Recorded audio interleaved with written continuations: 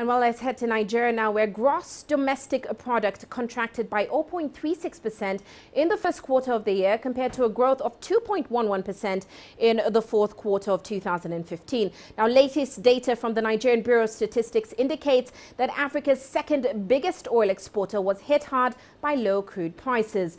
Oil sales account for around 70% of national income.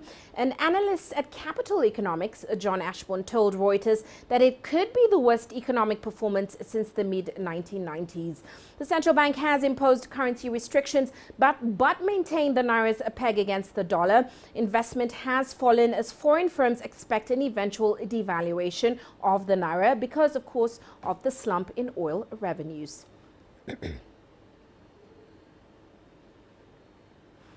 Now, let's stay with the matter, and we're now joined by Niyi Isaliu, a financial analyst in Lagos. Now, Mr. Niyi, welcome to the show. Looking at those numbers released, of course, the country may be on the brink of recession now. Is the country heading towards one of its worst economic crises? What is your opinion?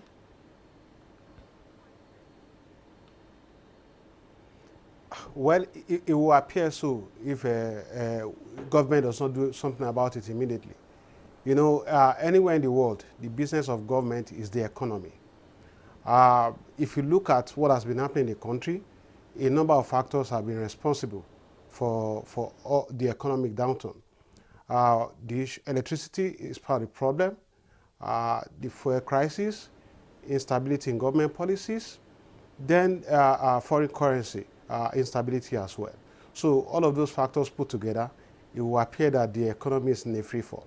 Now, in Nigeria, the issue for us is not resources. The issue is management. We have the resources to turn the economy around. What we now need is efficient management that is localized, that will help government to turn the economy around, build it around local industry, give access to credit, and stabilize electricity to help local economy and local businesses. So it will appear that, yes, the economy is in a free fall, we are heading towards a recession, but don't forget that the budget has just been passed. Don't forget that there is massive infrastructural development. Don't also forget that government is working with the National Assembly to ensure that there is proper implementation of budget.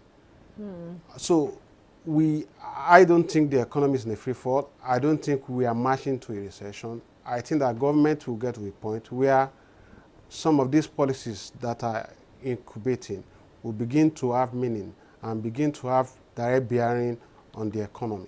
Now, Mr. Niyi, you mentioned, of course, the fact that you don't think the economy is in free fall, but analysts basically tell us that these numbers, they don't even factor in recent events, such as, of course, the oil production disruptions in the Niger Delta and fuel shortages. What does this mean for the country's outlook? I mean, the fact that the situation in the oil sector isn't getting any better, and the fact that, of course, Nigeria depends so much on its oil sector right now. On oil. Okay, the outlook looks dire. That is the truth. But at the same time, our government has realized that we cannot be fully dependent on oil while other areas are suffering, especially agriculture. They have also seen from history that sole dependence on oil has not really done any help to the economy.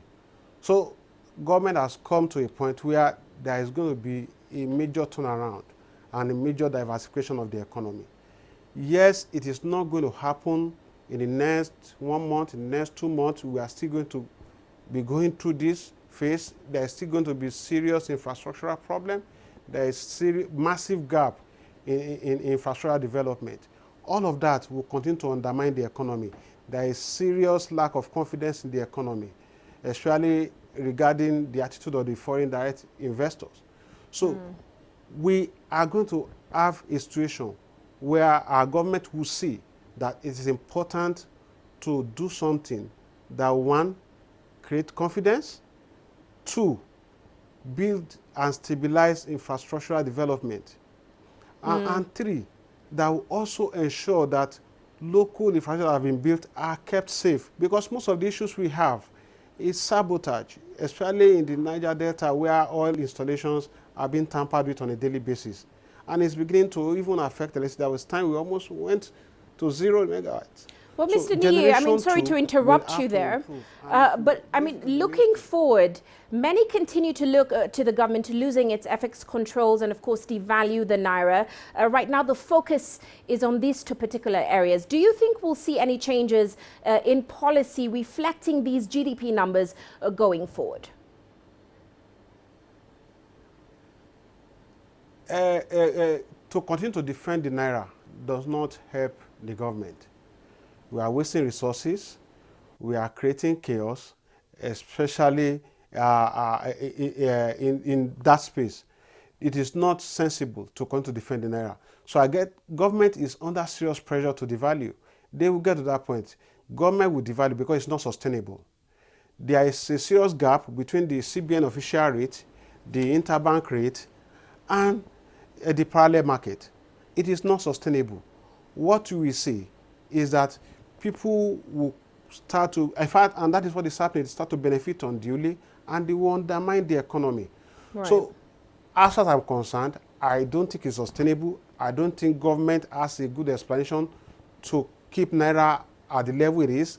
I think there is a need for official devaluation of the currency. Right. And I know that government has advisors.